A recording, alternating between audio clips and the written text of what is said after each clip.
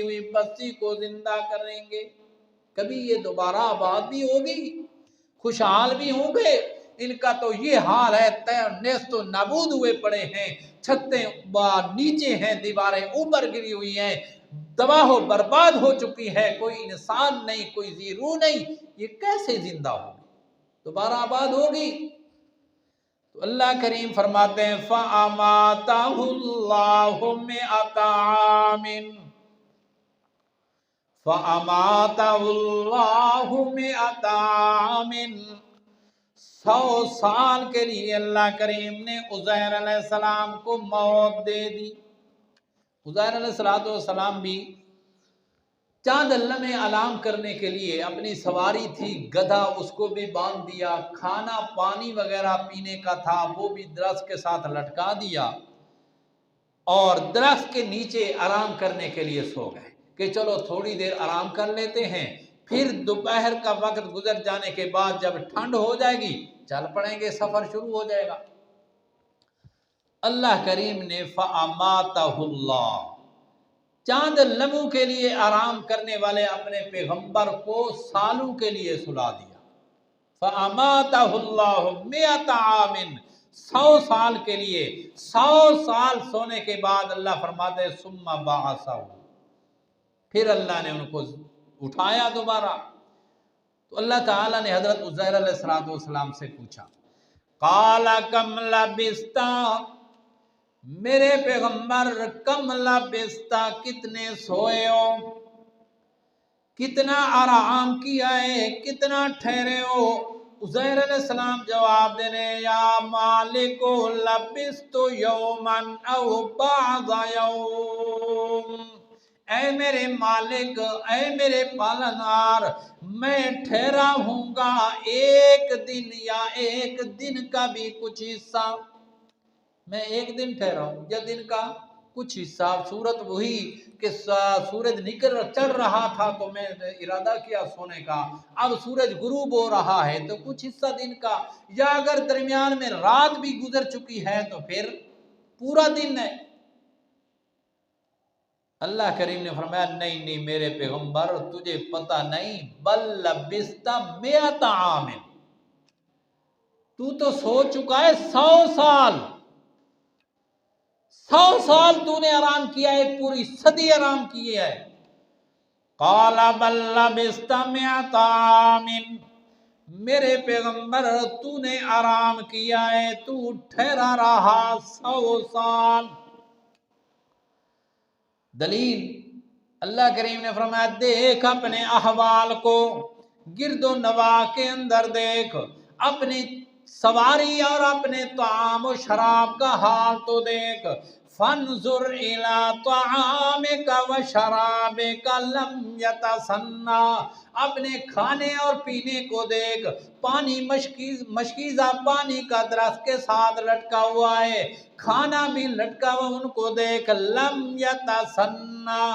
کچھ فرق بھی ان کے اندر نہیں آیا، پانی بھی تر و تازہ، کھانا بھی اسی طرح تر و تازہ گرم۔ وانظر الی حمارک،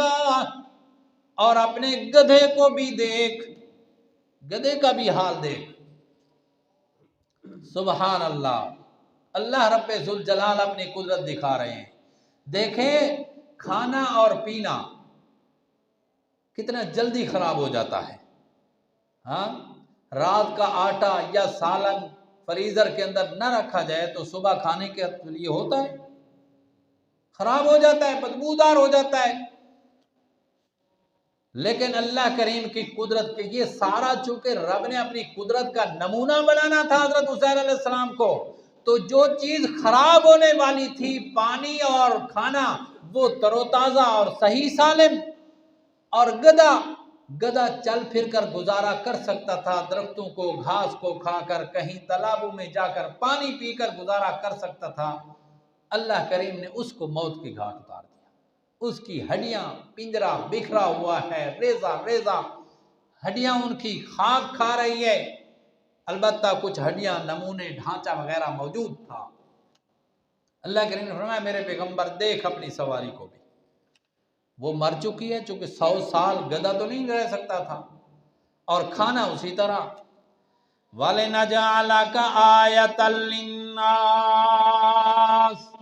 میرے پیغمبر یہ میں نے اس لیے کیا، تجھے 100 سال ٹھہرایا، تیرا کھانا اور پینا محفوظ رکھا، تیرا گدھا موت کی گھاٹ اتر گیا، یہ اس لیے کیا ہے کہ میں اللہ تجھے تیرے ساز و سامان کو کائنات کے لیے نمونہ بنانے والا ہوں۔ وانظر الی العظام، اب ان گدھے کی ہڈیوں کو دیکھ، کیف ننشزها، ہم اس کو کیسے زندہ کرتے ہیں، کیسے یہ جمع ہوتی ہیں، کیسے ہم ان کو اٹھاتے ہیں، ثم نکسوها لحما، پھر کیسے ان کے اوپر گوشت چڑھاتے ہیں۔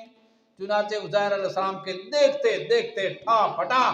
اس کی ہڈیاں گدھے کی جمع ہو گئیں، پنجرا تیار ہو گیا، ڈھانچہ تیار ہو گیا گدھے کا، اور پھر اس کے اوپر گوشت پوست آ گیا، چمڑا آ گیا، صحیح سالم گدھا بن گیا۔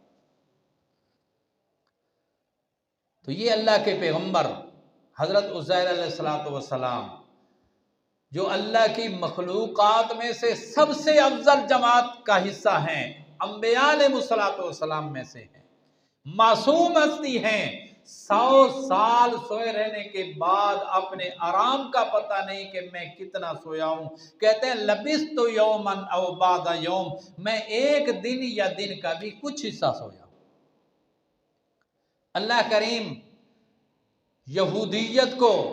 حضرت عزیر علیہ السلام کی عبادت سے روکنے کے لیے اس کو دلیل بنایا، دیکھو تم تو عزیر علیہ السلام کے بارے میں کہتے ہو عزیر ابن اللہ، یہ اللہ کا بیٹا ہے، اللہ کی صفات میں ایسے شریک ہے، جس طرح اللہ کی عبادت کرنا حق ہے اسی طرح اس کے بیٹے عزیر کی بھی عبادت حق ہے، جس طرح اللہ عالم الغیب ہے اس کا بیٹا عزیر بھی عالم الغیب متصرف ہے، اور متصرف و مختار اور عالم الغیب اس کو سمجھنے والے ہو، اس کا تو اپنا یہ حال ہے، اس کو اپنے حال کا پتہ نہیں کہ میں ایک دن ٹھہرا یا زیادہ عرصہ ٹھہرا۔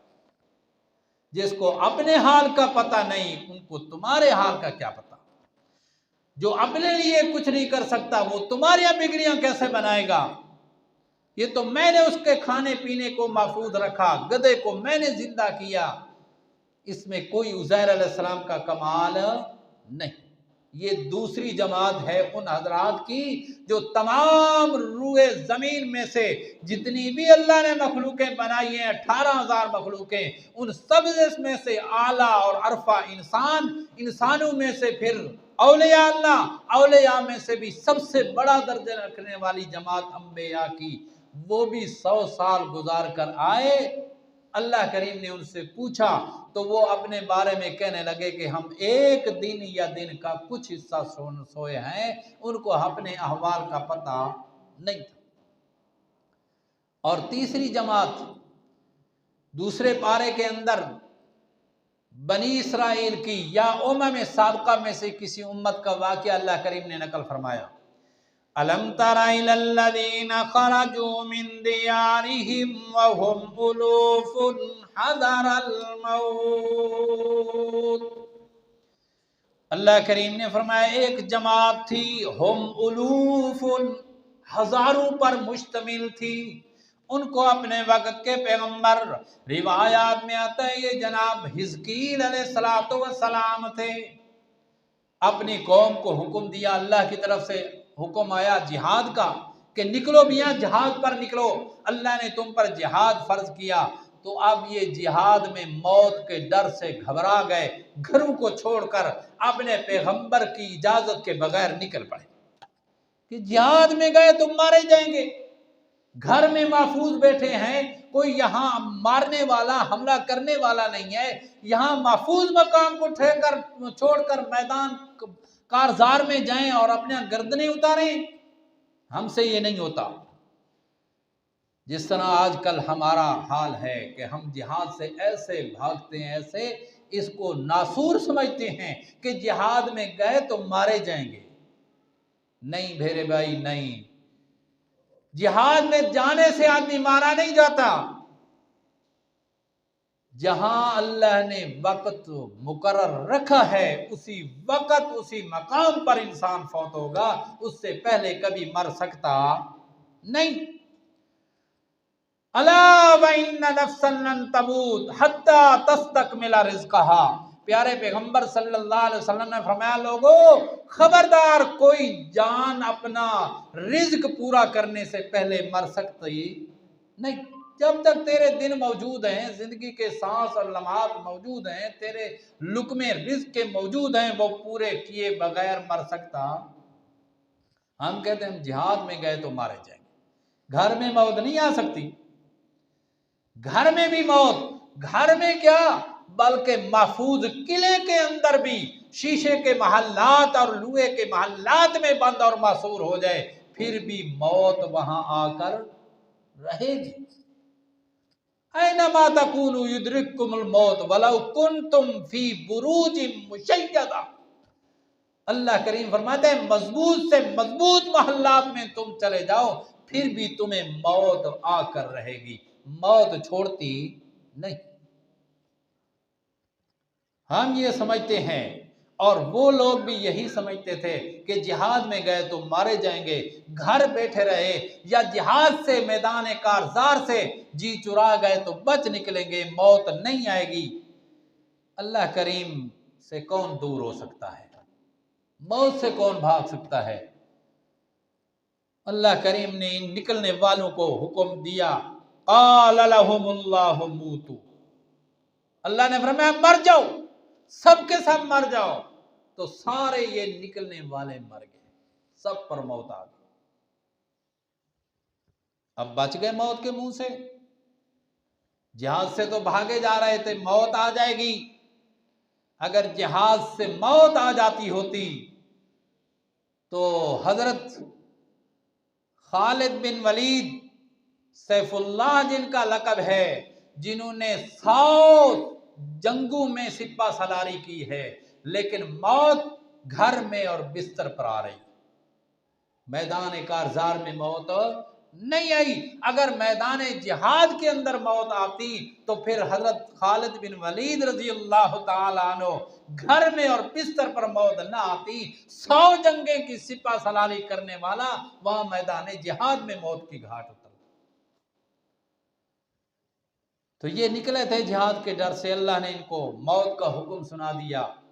مارے گئے، ثم احیاہم، پھر اس کے بعد اللہ نے ان کو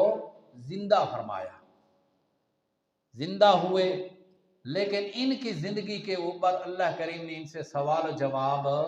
نہیں فرمایا۔ یہ انشاءاللہ خلاصہ اس کا میں اگلے جمعے پر عرض کروں گا کہ یہ عام لوگ تھے، اللہ نے ان کے موت کے بعد جب زندہ کیا تو ان کا حال احوال نہیں، سوال و جواب نہیں ہوا۔ اور انبیاء